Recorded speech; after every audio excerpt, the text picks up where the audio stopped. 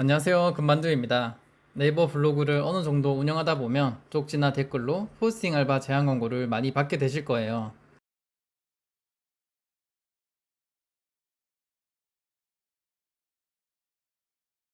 저 역시 이러한 글들을 많이 받았지만 블로그 포스팅 알바를 하면 저품질이 온다는 이야기를 들었기 때문에 관심을 가지지 않았어요.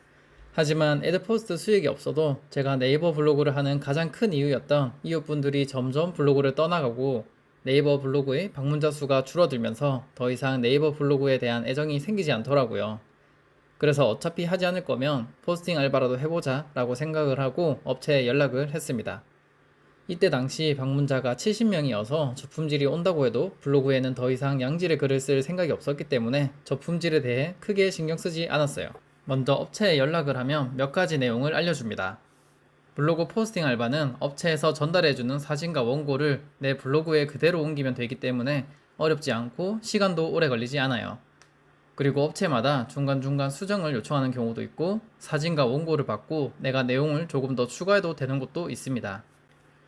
저품질이 되는 것에 크게 신경을 쓰지 않았지만 그래도 조금이라도 저품질이 늦게 된다면 포스팅 알바를 더 길게 할 수 있기 때문에 업체들에서 보내주는 원고가 표절을 한 글들인지 확인을 했는데 다행히 똑같은 내용으로 글을 작성한 곳은 없었어요.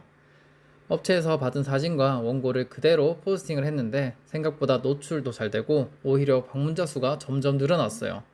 정말 블로그 지수에 도움을 주는 건가? 라고 생각을 했는데 시간이 지나면서 방문자 유입은 떨어지고 지금 현재는 제가 쓴 글의 제목을 그대로 검색해도 찾기가 어려울 정도로 밑으로 내려가 있는 상태입니다. 그리고 현재 연락하던 업체 두 군데 모두 연락이 두절되었습니다. 제가 며칠 동안 블로그 포스팅 알바를 하면서 느낀 점은 첫 번째, 포스팅 알바를 하실 분들이라면 조금이라도 손해를 덜 보기 위해서는 먼저 입금을 1급으로 받는 것으로 하시는 걸 추천드려요. 주급 혹은 월급으로 받는 경우가 있는데 이렇게 진행할 경우 입금을 받기 전 내 블로그가 저품질이 되어버린다면 업체에서 잠수를 타는 경우가 많기 때문에 입금은 무조건 당일 혹은 다음날 받는 것으로 하세요. 두 번째, 내가 블로그에 조금이라도 애정이 있다면 하지 마세요.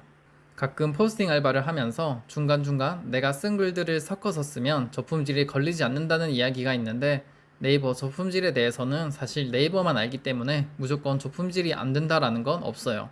그렇기 때문에 내가 블로그에 대해 애정이 조금이라도 있다면 포스팅 알바의 유혹에 넘어가지 않는 걸 추천드려요.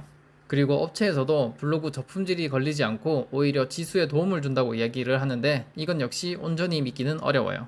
마지막으로 다양한 업체에 문의하시고 업체에서 이야기하는 것보다 금액을 더 많이 제시하세요.